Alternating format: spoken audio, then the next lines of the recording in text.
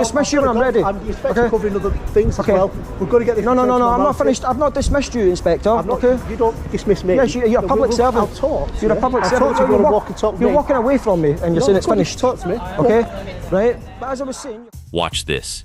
He refuses to be dismissed, tells the inspector straight to his face not to walk away, and things turn physical within seconds right there on camera.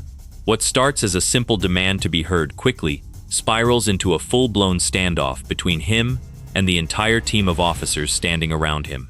You need to stick around and see exactly how far this escalates, because this is only the very beginning of one of the most intense confrontations in this entire video. When I was down there, excuse me please, where's the inspector? Excuse me, why are you standing in front of me? Are you letting me walk up and down the street, are you? You're letting me walk up and down the street, are you? I said I want to speak to the inspector, he's a ranking individual here.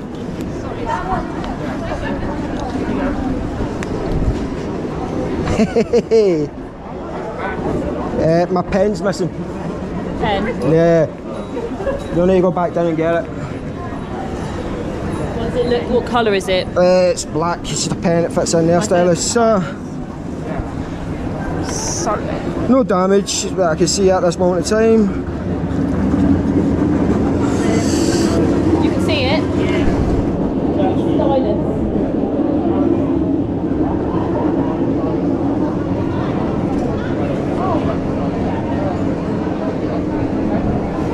Getting someone to get it. Huh? Go down, get it. Go down, get it. We're going to go down and get it.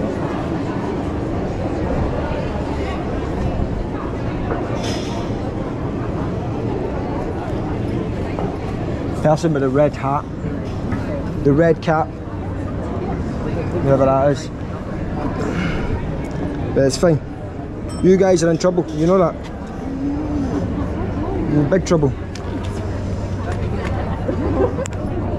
Where's this inspector? Who's the ranking officer? He's busy at the moment. Is he? Busy. Okay. Would you like me to see if I can ask? Alright guys, this audit goes south real quick, as our auditor sets out with one single clear mission in mind: to track down the ranking officer on the scene and hold him personally accountable for everything that's just taken place. He refuses point blank to be brushed aside, ignored, or fobbed off by any of the lower-ranked officers standing in his way, staying completely composed despite the chaos around him. A strange little distraction over a supposedly missing pen briefly interrupts the moment and almost feels designed to throw him off track, but he doesn't take the bait for even a second and remains completely focused on what actually matters to him. Within moments, he pushes straight past the noise and confidently turns his full attention toward the inspector, warning him directly and calmly that serious trouble is heading his way very soon. You can already feel the tension building steadily in the air with every passing second, and not a single word about policy, rights, or proper procedure has even been mentioned yet at this point. This is genuinely only the very beginning of what's about to unfold in front of the camera. A question? No, I want to speak to him. Yeah, about how his officers have conducted themselves today. Has anyone taken your details? Oh, I'm not giving you my details. Okay, no worries. Yeah, you're not getting them, but I'll still be reporting it. Made against Ollie's. I don't think, did I get you to identify yourself? I didn't, did I? Yeah. Did you? Can you do it again for the sake of the camera? Yeah, absolutely. PC GADS 1209 China November. Awesome. Kentish Town Police Station. I thought you guys would have learned as well.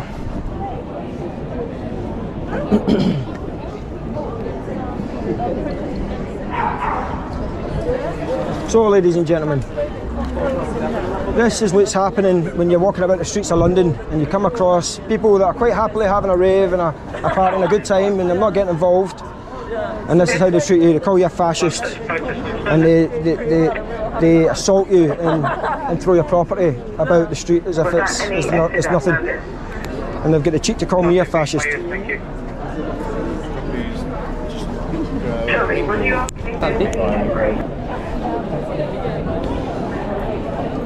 That's the one there.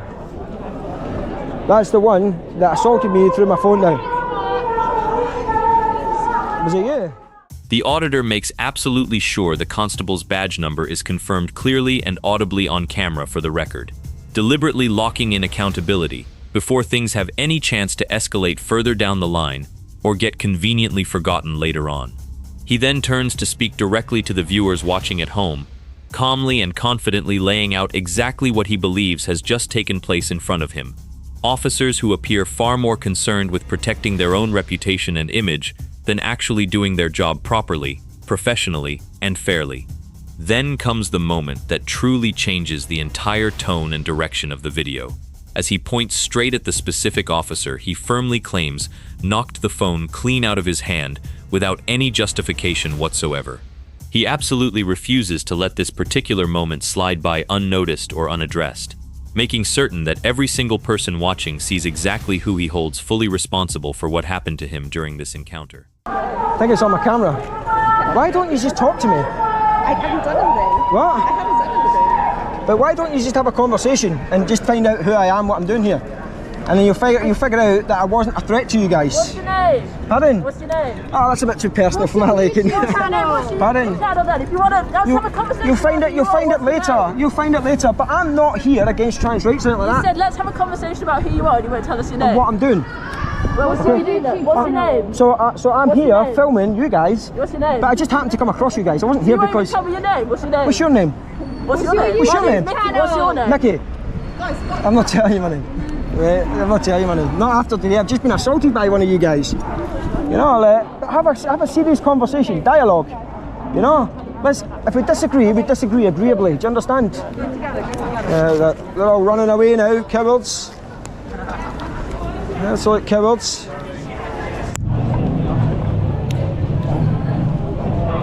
You get it? Is that your thing? Yeah. Okay. Who's in charge? Governor, he's going to have. You want a word with him, don't you? Yeah. Where is he? Where is he? We'll get him for you. Just 1 second. Okay, I'll come with you then. Absolutely, carry on. Come with there. Is it? You're the chief? Yeah, I'm not too happy, mate. Right. These your officers haven't conducted themselves very well today. Oh, right. I think they have. And I think, well, pardon? I think they have. Why don't you think they conducted themselves well? Pardon? Why don't you think they conducted Okay, themselves well? multiple reasons, but they've allowed the facility to people to commit public order acts, namely calling... A tense and noticeably drawn-out back and forth breaks out almost immediately as multiple officers repeatedly dodge, giving up their names, brushing him off again and again with vague, dismissive answers like, "You'll find out later," instead of simply answering his straightforward question. The auditor isn't having any of it whatsoever and immediately demands to know, in no uncertain terms and with growing frustration, exactly who is actually in charge of the officers standing directly in front of him.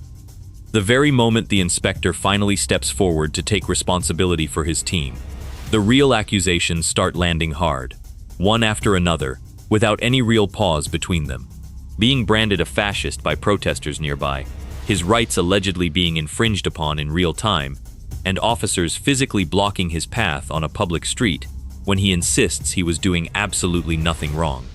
The frustration, disbelief, and growing anger in his voice throughout this entire exchange really says it all about how this situation has escalated. Me, a fascist, tell me to f*** off through a megaphone, and they've infringed my rights, preventing me from walking down a street. You seem to walk down it okay to me. Okay, so I've got it on film, so if you're going to go down that, carry on, that's fine, okay. First and foremost, you must understand that identify yourself, please. James Reynolds, Inspector. Okay. Do you have a warrant number? Yep. Yep. I don't have to give you that. Yes, you do. I've got. Met, guidance. 3 forms of identification. No. 3 forms of identification. That's all you need. Okay. Right, but if you want it, 208 687. Right, I'm not finished talking to you. Okay, you're not dismissed. I'll dismiss you when I'm ready. I'm covering other things as well. We've got to get this. No, I'm not finished. I've not dismissed you, Inspector. Okay. You don't dismiss me. Yes, you're a public servant. I'll talk. You're a public servant. You're walking away from me, and you're saying it's finished. Talk to me. Okay, right. But as I was saying, your colleagues have prevented me from walking down the street. My colleagues?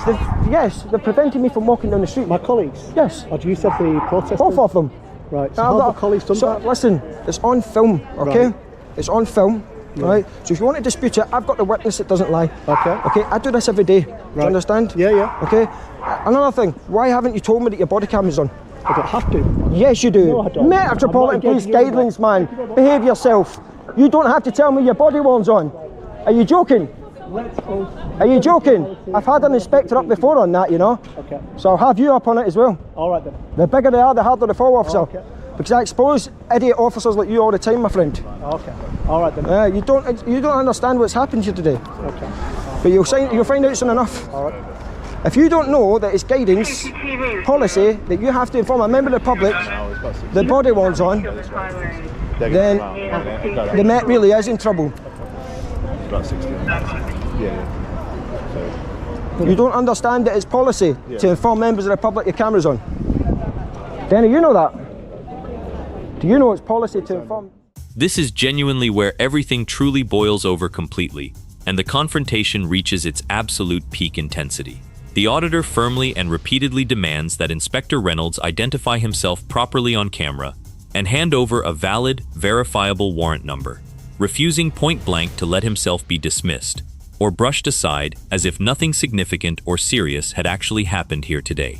Then comes the real bombshell moment of the entire video, as he turns and calls out the whole team of officers standing there for completely failing to disclose that their body cameras were actively recording him this entire time without his knowledge. He doesn't hold back for even a single second, throwing in a sharp and pointed warning that the higher up the chain of command you happen to be within the force, the harder and more publicly you inevitably fall once you're exposed on camera in front of everyone watching online. Pardon? Sorry, what was that? Do you understand it's policy to inform members of the public that your body worn video is on? Food the whole time. Yeah. Pardon? Time. That's not what I asked, my friend. I asked, do you know if it's policy to inform members of the public that you're recording visual? And we do. You do? We do. The inspector doesn't know that. Again. So how come the PCs know? Again, the inspector was recording way Okay, before he's that's not what I asked, my friend. I said, do you know that it's policy to inform members of the public that you're recording on a body worn video? Your inspector says he didn't. Your colleague says he did.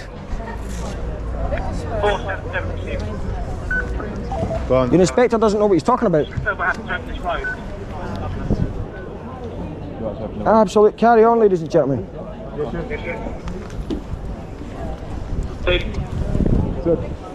Sorry, Chief. Do you mind identifying yourself, please? I don't think I got your ID. Sergeant Watson, Jay Watson. Okay, and your number? Sorry? And your number? 477 CN.